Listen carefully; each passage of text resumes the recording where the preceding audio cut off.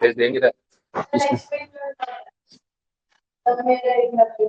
तो मार्च में रखूंगा एक साथ ब्लॉक टेस्ट, तब मत बोलना, क्योंकि सारी टेस्ट जो नहीं दे रहे हो वो बाद में कवर तो करनी पड़ेगी, तो फिर कंबाइंड टेस्ट रखूंगा क्योंकि दिन जा रहे हैं।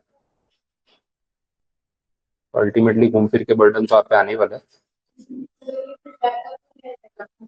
हाँ वो तो ठीक है, फिर इसलिए मैंने अभी नहीं रखी, क्योंकि फिर अभी टेस्ट रखता तो कोई देता नहीं। चलिए शुरू करते हैं टॉपिक।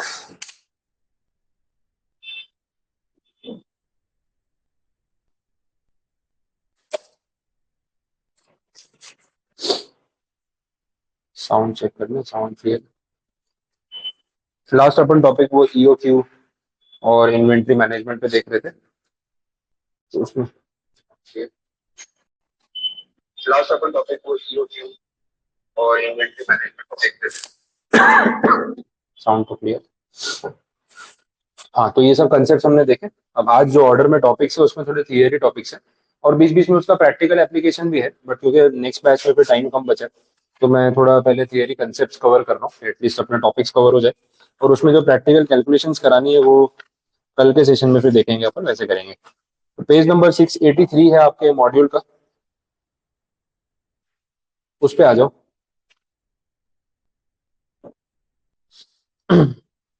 और जो पहला टॉपिक है वहां पे, that is called just in time approach, page 683। Just in time बहुत ही बोलते हैं ना एकदम इनोवेटिव अप्रोच है, और ये जापानीज कंपनीज ने इनोवेट की थी या उन्होंने स्टार्ट की, बिकॉज इंडिया में थोड़ा एक्सपेक्टेशन कम थी कि ऐसा कुछ हो पाएगा। अब आज की डेट में हो रहा है, इम्प्रूवमेंट है। जस्ट इन टाइम में इन्होंने बोला, इसको बोलते हैं zero inventory system. Zero inventory इसका मतलब हम इन्वेंट्री रखते ही नहीं गोडाउन में। फ्रेश स्टॉक आएगा, प्रोडक्शन में जाएगा, फिनिश गुड्स बनेंगे, तुरंत डिस्पैच हो जाएंगे, जीरो इन्वेंट्री, गोडाउन की जरूरत ही नहीं। अब ये अप्रोच जो है उसमें फायदा क्या है नुकसान क्या है वो समझना है। फायदा ये है कि आपका कैरिंग कॉस्ट जीरो हो जाता है। कल नहीं बात हो रही थी ordering cost, carrying cost. Carrying cost is zero, no godown, no warehouse, no inventory maintenance. Working capital की रिक्वायरमेंट कम हो जाती है, बिकॉज जब रॉ मटेरियल होल्ड ही नहीं करना है एक महीने तक, 2 महीने तक, 15 दिन तक, तो उसमें जो पैसा ब्लॉक होता है वो होगा ही नहीं। बट उसके कॉन्ट्रेरी प्रेशर क्या है, अगर आप प्रोडक्शन में हो और आप ये सोच रहे हो कि बिना इन्वेंट्री के काम चला लेंगे, तो फिर आपका सप्लायर सप्लायर वैसा होना चाहिए ना जो आपको इमीडिएट इन्वेंट्री डिलीवर कर दे। साइकिल पे चलते हैं, मतलब कैसा है कि देखो मेरे पास एक बार अगर रॉ मटेरियल आया, वो प्रोसेस में गया, तो फिनिश गुड्स बनने में 3 दिन लगते हैं। तो for next 3 days I don't need raw material, but fourth day पे तो जरूरत पड़ेगी। अब जस्ट इन टाइम अप्रोच ऐसे काम करता है कि फोर्थ डे पे मेरा सप्लायर मुझे बिना बोले गुड्स पहुंचा ही देगा।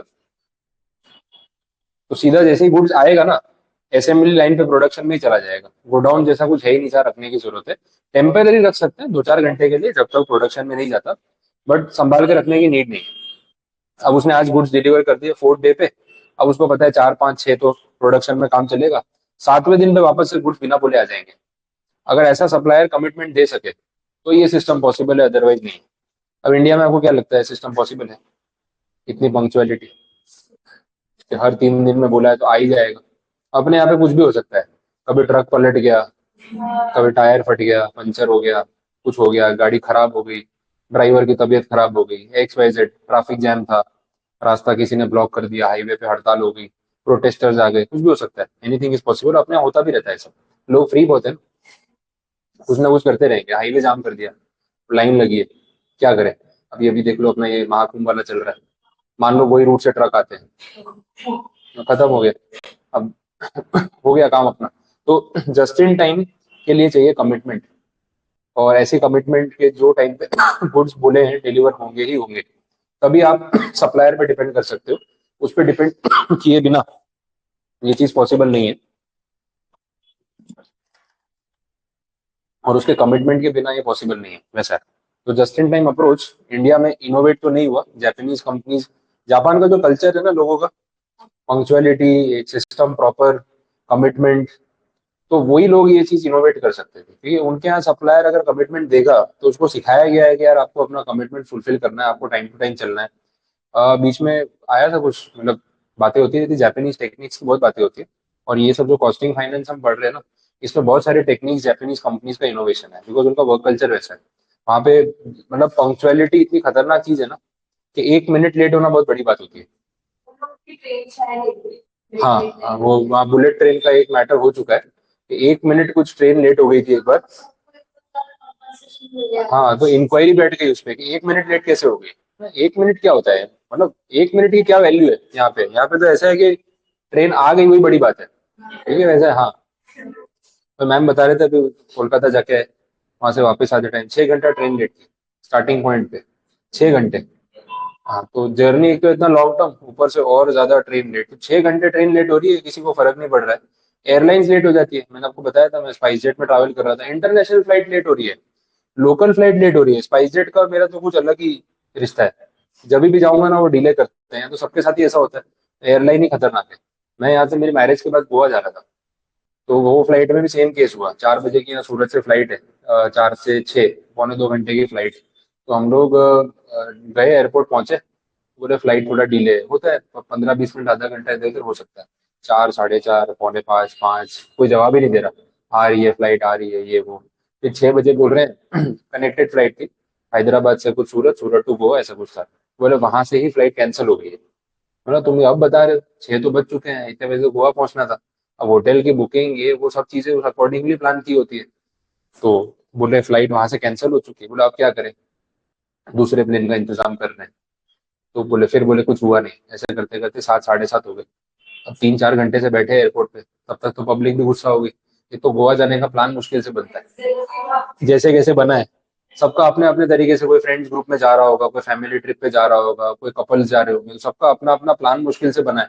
और तुम बोल रहे हो फ्लाइट नहीं आ रही, कब आ रही है पता नहीं किसी को, और अपनी सूरत की पब्लिक है, धीरे धीरे गुस्सा होना शुरू हो गई तो कुछ भी हो सकता है। तो फिर वहां पे क्या है ना, फिर थोड़ा शोर शराबा शुरू हो गया, गुस्सा, लड़ाई झगड़ा शुरू हो गया। तो फिर वो जो गार्ड होता है, पुलिसमैन था, उसके साथ झगड़ा कर रहे, मैनेजर के साथ झगड़ा कर रहे, उसने तो गन उठा ली। जो पुलिसमैन था उसको भी पकड़ लिया पब्लिक ने, उसने गन उठा के हमको गोली मारेगा क्या, हमको टेररिस्ट थोड़ी ना है। उसको गन के साथ जमीन पे लिटा दिया, फिर क्या करेगा पुलिस, ऐसा हो गया। मारपीट पे आ गए थे, वो बेचारा स्पाइस जेट का मैनेजर तो जान बचा के भाग रहा था कि अगर पब्लिक ने घेर लिया बीच में तो शायद वही मार पिटाई हो जाएगी, वैसा। इतना हंगामा होने के बाद वो ऑप्शंस दे रहा है, आप ट्रेन देख लो, ये कर लो, वो कर लो। मतलब तत्काल भी एक दिन पहले करानी पड़ती है, ट्रेन क्या देख लो। और हम क्या डबल पैसा खर्च करके अभी ब्लैक में जाए, मैं वहां से पहले स्टेशन भागू, फिर कुछ सेटिंग करूँ, टिकट मिले ना मिले, कैसे मैनेज करेंगे भाई, हमको फैसिलिटी दो, आप प्लेन मंगवाओ। तो सबने बोला भाई दूसरा प्लेन आपके पास कुछ है कि नहीं, बैकअप में कोई प्लेन होता है कि नहीं एयरपोर्ट पे। नहीं, ऐसी कोई फैसिलिटी नहीं है। बोला एक बैकअप प्लेन तो एयरपोर्ट पे होना चाहिए ना, किसी की फ्लाइट का ऐसा इशू हो जाए तो क्या करें। तो इतना हंगामा हुआ ना, तो उन्होंने मुंबई एयरपोर्ट पे बात की सेंट्रल ऑफिस में, वहां से प्लेन बुलाना पड़ा उनको। बोले ये लोग तो मान ही नहीं रहे, तो स्पेशली खाली प्लेन आया मुंबई से हमारे लिए। खाली प्लेन आया, बोले सर वहां पे बात हो गई है, एक प्लेन वहां से भेज रहे हैं, बट उसका क्लीनिंग मेंटेनेंस में तो आधा 1 घंटा लगेगा ना, वो करके निकल रहा है।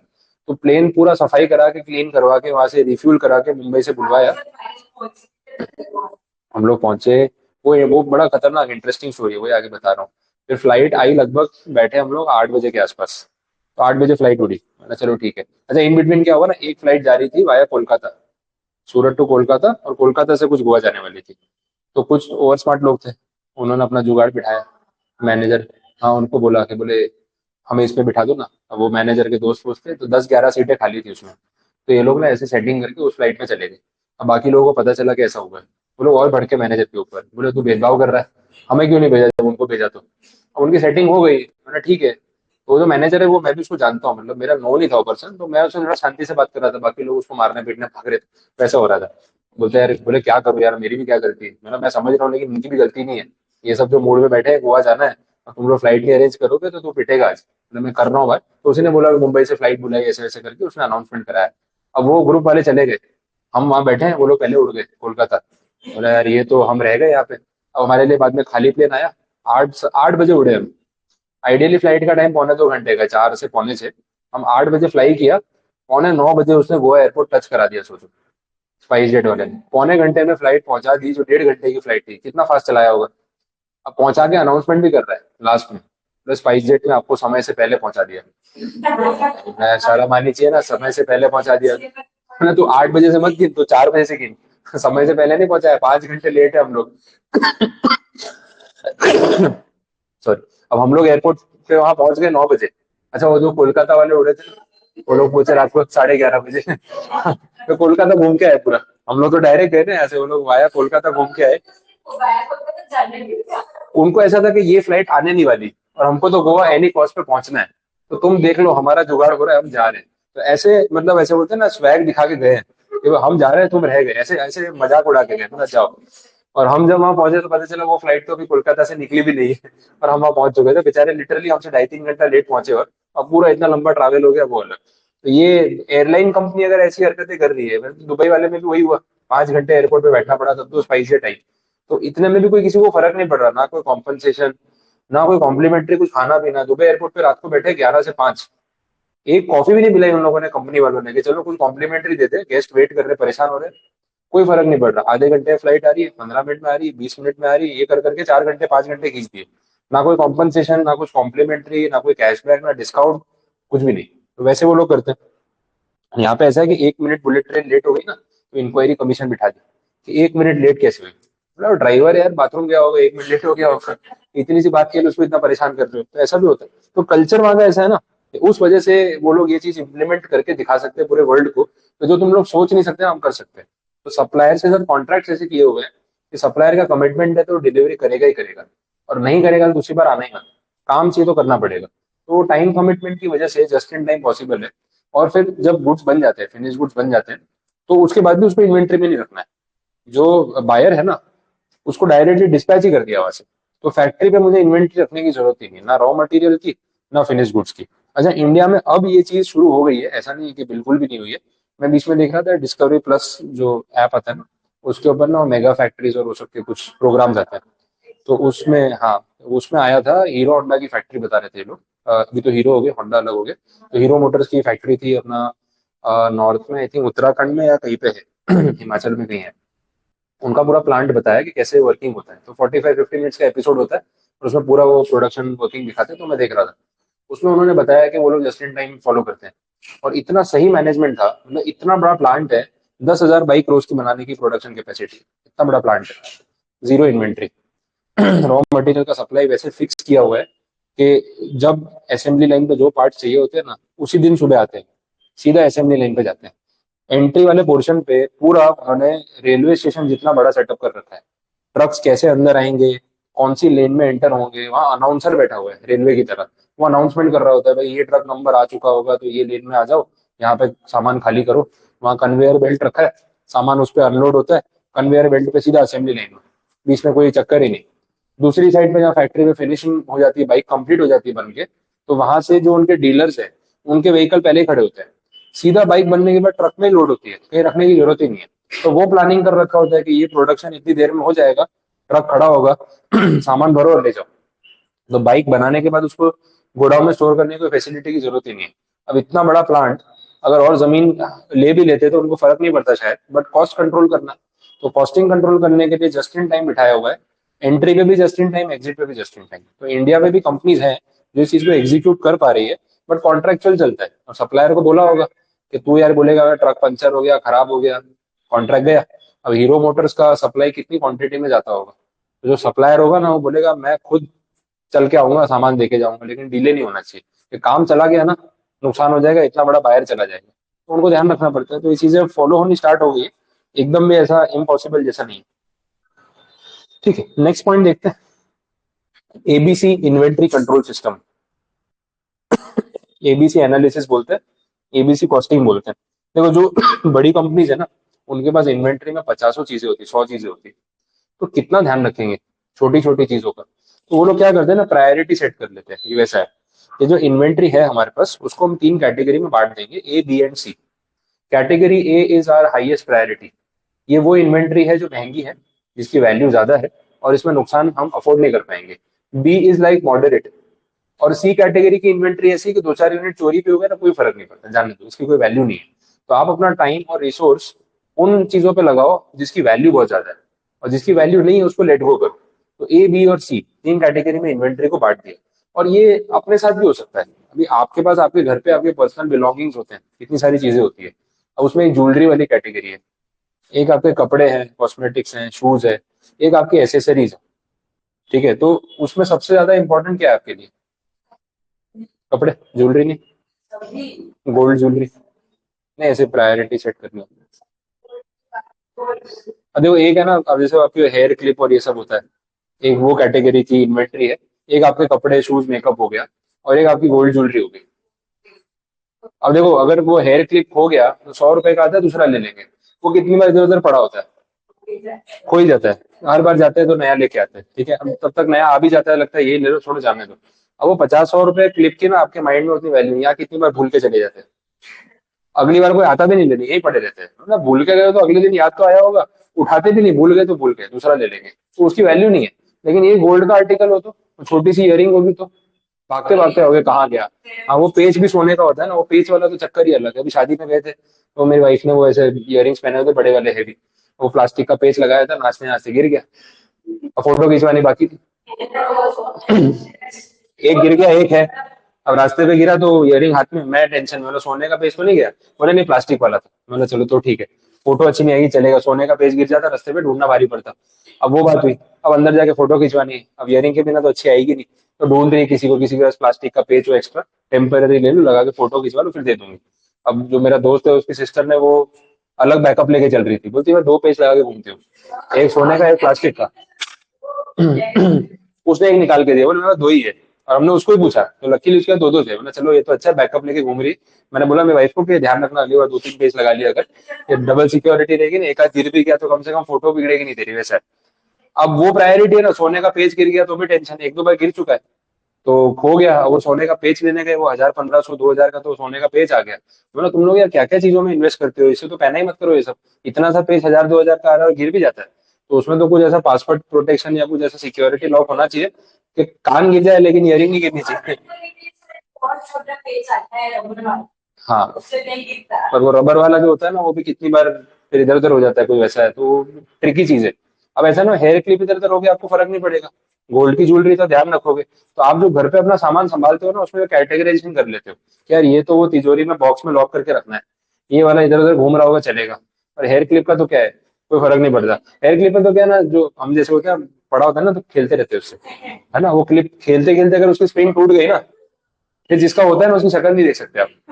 हाँ वो 50 रुपए क्लिप के लिए इतना गुस्सा हो रहा है ना कि क्या है ये, बोला ठीक है टूट गया दूसरा ले लेना, खुद घुमा के आ जाओ चलेगा, हमने तोड़ दिया तो गुस्सा आ रहा है ना, होता है ऐसा। तो वो हेयर क्लिप से खेलने वाली आदत जो बैठा होता है ना, वो खेलता रहता है उससे।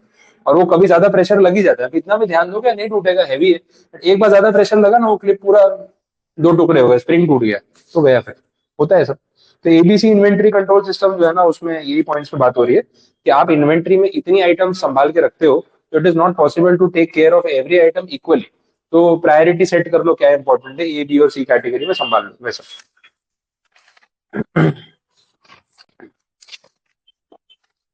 नेक्स्ट क्या है, अगेन वीईडी एनालिसिस करके, vital, essential, desirable. Spare parts के लिए ये फॉर्मूला या रूल यूज होता है, अगेन कंसेप्ट है। इन्होंने बोला कि आपके फैक्ट्री में जो स्पेयर पार्ट्स पड़े होते हैं ना, उसको भी आप कैटेगरीज में बांट सकते हो। एक वाइटल स्पेयर पार्ट, एक एसेंशियल, एक डिजायरेबल। वाइटल मतलब जिसके बिना काम ही नहीं चलेगा, स्मूथली फंक्शनिंग करना है तो इसकी जरूरत तो पड़ेगी ही पड़ेगी। दूसरा है एसेंशियल, ये भी नेसेसरी है, इंपॉर्टेंट है, लेकिन लो क्वांटिटी में रखेंगे तो चलेगा। और जो लास्ट है डिजायरेबल, वो ऐसा है कि बहुत बार इसको अवॉइड करते हैं, मतलब इतना इंपॉर्टेंट इन्वेंट्री नहीं है। अच्छा वो चाहिए तो तुरंत मिल जाता है, मंगवा लेंगे ना तो इमीडिएट आ जाएगा, आजू बाजू से कहीं से मंगवा लेंगे, ज्यादा टाइम नहीं लगेगा। तो जो चीज इजीली अवेलेबल है, जिसकी वैल्यू कम है और जिसकी नीड कम है, तो उसको उसके ऊपर फोकस करके क्या फायदा है। ये वैसा हो गया, तो इसको बोलेंगे डिजायरेबल कैटेगरी। तो वाइटल, एसेंशियल, डिजायरेबल। वाइटल के बिना तो काम ही नहीं चलेगा। एसेंशियल भी मॉडरेटली इंपॉर्टेंट है कि इसकी जरूरत तो पड़ती है, तो वे थोड़े रख लेते हैं तो सही है। और डिजायरेबल वाले में ऐसा है कि वो टेंशन नहीं है, छोटी मोटी इन्वेंट्री है, सस्ते स्पेयर पार्ट है, ऑर्डर करते हैं तो आसपास की दुकान से थोड़ी देर में आ जाते हैं, काम नहीं रुकता अपना। तो उसको स्टोर करके अपने पैसे क्यों वेस्ट करे, टाइम क्यों वेस्ट करे, वैसा। ठीक है। आजकल ये हो गया जैसे घर पे भी होता है, आप घर पे जो चीजें, खाने पीने की चीजें या किचन का सामान है, कुछ भी स्टोर करते हो। अब चीजें टाइम के साथ चेंज हो गई है, अब ये स्विगी, इंस्टामार्ट, ब्लिंकिट, जेप्टो आ गया है। अब हर चीज ज्यादा स्टोर करके रखने की जरूरत नहीं है। कभी क्या है, खत्म हो गए तो कोई टेंशन नहीं, 10 मिनट में आ जाएगा, मंगवा लेंगे। पहले ऐसा होता था लेने जाना पड़ेगा, तो ज्यादा ले लो, संभाल के रखो, और खत्म हो जाए तो याद रखो कि अगली बार लेने जाना तो ये चीज भूलनी नहीं है। अब यार डी मार्ट गए, जियो मार्ट गए, कहीं पे लिस्ट बना के 2 चीज भूल गए, चल कोई बात नहीं, इंस्टामार्ट से मंगा लेंगे, डिस्काउंट नहीं मिलेगा लेकिन एक दो चीजें मंगवा सकते हैं, कोई फर्क नहीं पड़ेगा। कितनी बार उसमें भी डिस्काउंट होता है, अलग बात है। तो जो चीज ऐसी है कि इजीली अवेलेबल है और उतनी वैल्यू नहीं है, आप उसके पीछे नहीं भागोगे, चलेगा, जरूरत पड़ेगी तो मंगवा लेंगे वैसा। Next point, inventory turnover ratio. Simple सा टर्म है, देखो एक फॉर्मूला है, इसमें लोग क्या कोशिश कर रहे हैं समझने की। आपकी जो एवरेज इन्वेंट्री पड़ी रहती है गोडाउन में, और आपका जो सेल है सामने, उसका रेशियो क्या है, मतलब इन्वेंट्री कितनी बार घूम जाती है एक वीक में, एक महीने में, उस टाइप का कैलकुलेशन। फॉर्मूला वाइज ऐसे चल रहे हैं, cost of good sold divide by average value of inventory.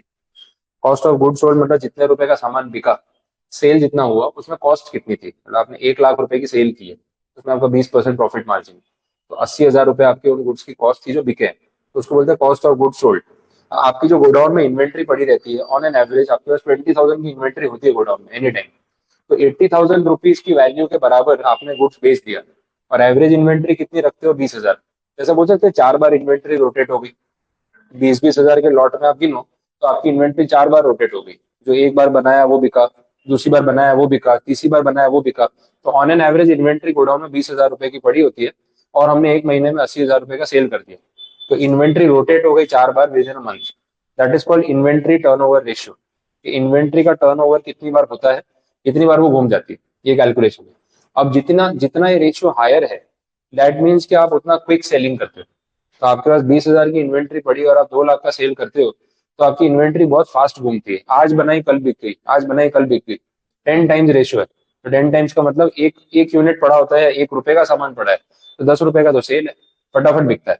और ये टर्नओवर रेशियो कम हो तो 20,000 की इन्वेंट्री मेंटेन करते हो और सेल 40,000 का ही होता है, तो वो इन्वेंट्री 2 ही बार रोटेट हो पाती है महीने में, तो 15 दिन लग जाते हैं एक बार इन्वेंट्री को खाली करने में। तो ये बहुत स्लो प्रोसेस हो गया, और ये इन्वेंट्री अगर 2 दिन में बिक जाती है, तो बनाओ ना, फटाफट बिकती जाएगी। तो आप इन्वेंट्री ज्यादा भी रखोगे ना, तो आपको प्रेशर नहीं रहेगा, क्योंकि आपका सेल इन्वेंट्री कंपेरिजन में काफी ज्यादा है। तो ये एनालिसिस के लिए काम आता है कि हम कितनी जल्दी स्टॉक रोटेट कर सकते हैं।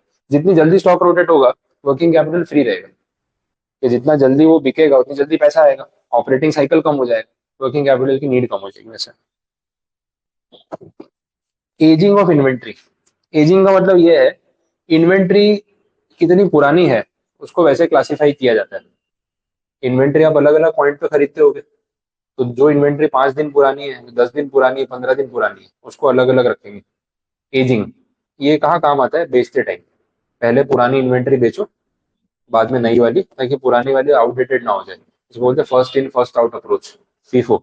एक होता है LIFO, last in first out approach, वैसा होता है। तो ये सब चीजें होंगी। तो एजिंग में हम क्या करते हैं ना, क्लासिफिकेशन कर देते हैं गुड्स का on the basis of their purchase date. जो पहले आया था वो पहले जाएगा, ऐसा करते हैं ताकि आउटडेटेड ना हो जाए। परपेचुअल इन्वेंट्री सिस्टम, ये कंटिन्यू चलता है। एक यूनिट बाहर गया ना, पहले पूरा डेटा अपडेट होगा कि अब इन्वेंट्री में इतना बचा है। एक यूनिट परचेज हुआ ना, इन्वेंट्री अपडेट होगी। तो at any point of time आप इन्वेंट्री का रिकॉर्ड चेक करोगे तो आपको लेटेस्ट डेटा मिलेगा, जो एकदम रिसेंटली अपडेटेड होगा वैसा। That is called perpetual inventory system, ये बोला। बोलो यहाँ तक कुछ कंफ्यूजन समझ आए? तो ये एक पॉइंट या छोटे छोटे पॉइंट से वो कंप्लीट हुए। इसके बाद एक आंसर है, that is related to receivables. Head points वाला आंसर है, बहुत वर्ड टू वर्ड नहीं जाएंगे, आप पढ़ सकते हो फिर। रिसीवेबल्स मैनेज करना मतलब जो डेटर से पैसा लेना है वो मैनेज करना। डेटर से पैसा लेने की जरूरत क्यों पड़ती है, क्योंकि आप सेल्स क्रेडिट पे करते हो, उधार पे। अगर कैश सेल होता ना तो रिसीवेबल जीरो होते, फिर जरूरत ही नहीं किसको मैनेज करने की। बट मार्केट कैश सेल पे चलता नहीं है, क्रेडिट सेल होती है कहीं ना कहीं। तो वो रिकवरी के लिए आपको कैसे उसको मैनेज करना है ना, वो यहाँ पे बोला, that is management of receivables. First point है कॉस्ट ऑफ मेंटेनिंग रिसीवेबल्स। ये रिसीवेबल्स मेंटेन करने में भी खर्चा लगता है, तो ये खर्चा कैसे लगता है? पहला point, cost of financing receivables. जो पैसे आपके लोगों से लेने बाकी है, कहीं ना कहीं वो आपका पैसा यूज कर रहे हैं, तो आपकी वर्किंग कैपिटल की नीड बढ़ रही है। मैंने आप सबको गुड्स उधार पे बेचे हैं, 30 दिन का टाइम लिया आपने, 30 डेज तक तो आप पेमेंट करोगे नहीं, बट मेरे तो पीछे पैसे लग रहे हैं, fix expenses, staff salary, raw material का पेमेंट सब लग रहा है, लाइट बिल आ रहा है। तो वो खर्चे मैं कहाँ से कर रहा हूँ? उधार लेके कर रहा हूँ, ओवरड्राफ्ट पे कर रहा हूँ। तो जस्ट बिकॉज आप मेरा पैसा यूज कर रहे हो ना, मुझे कहीं से फंडिंग लेनी पड़ रही है। यही कैश सेल होता और इमीडिएट पेमेंट आ गया होता, मैं उसी में से भर देता, तो मेरा ब्याज नहीं लगता ना। तो रिसीवेबल्स मेंटेन करने की भी कॉस्ट है, वो इसीलिए क्योंकि वो पैसा टाइम पे दे नहीं रहे, बाद में देंगे वैसा। एडमिनिस्ट्रेटिव कॉस्ट, अकाउंटिंग, हिसाब किताब रखना। कौन कितना क्रेडिट वर्दी है वो पता लगाना। किसी कंपनी को आप क्रेडिट पे गुड्स देने से पहले उसकी क्रेडिट रिपोर्ट निकलवाते हो, क्रेडिट रेटिंग निकलवाते हो, ये सब चेकिंग होती है, उस बड़े लेवल पे काम हो रहा है, उसमें भी आपका टाइम और एफर्ट लगने वाला है वैसे। कॉस्ट ऑफ कलेक्शन, पैसे मांगने जाओ बार बार, कलेक्शन का भी तो कॉस्ट लगता है, सर पेमेंट भिजवा दो, बंदे को भेज रहा हूँ चेक दे दो, ये सब चीजें होंगी तो कॉस्ट ऑफ कलेक्शन। बैंक वालों को ये काम दे दिया तो बैंक वाले कमीशन चार्ज करते हैं, ऐसा होता है। बैड डेट का कॉस्ट सबसे बड़ा कॉस्ट, नहीं आया पेमेंट तो वो तो पंगा है ही। और लोग इतने बेशरम हो गए ना, फर्क भी नहीं पड़ता है।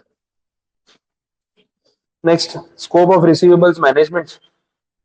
सबसे पहले बोल रहे हैं क्रेडिट पॉलिसी फिक्स कर लो मैनेजमेंट करने के लिए, कि रिसीवेबल्स को ठीक से मैनेज करना है ना, तो क्रेडिट टर्म्स फिक्स होने चाहिए कि भाई इतना ही हमारा क्रेडिट टर्म है।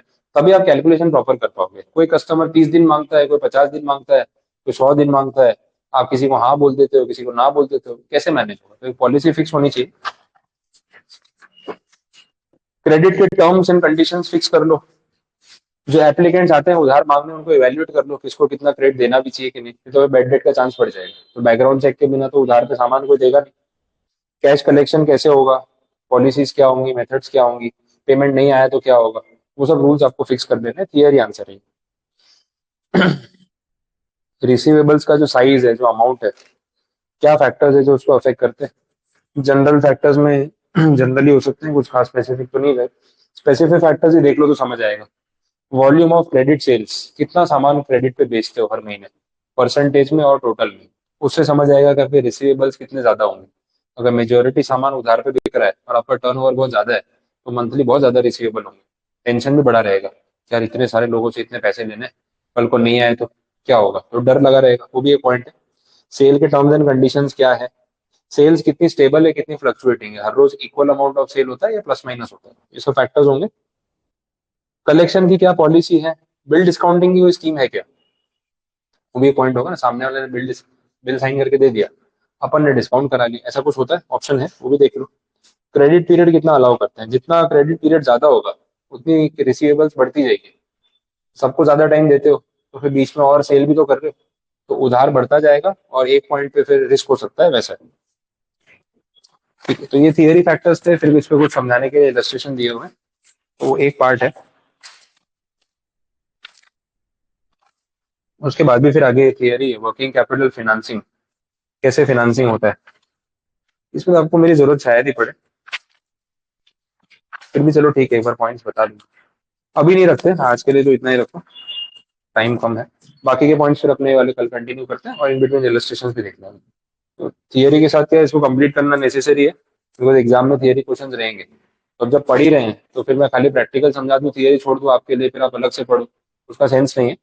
साथ साथ में डिस्कस करते जाएंगे, तो सुना हुआ रहता है ना, तो आप लिख सकते हो।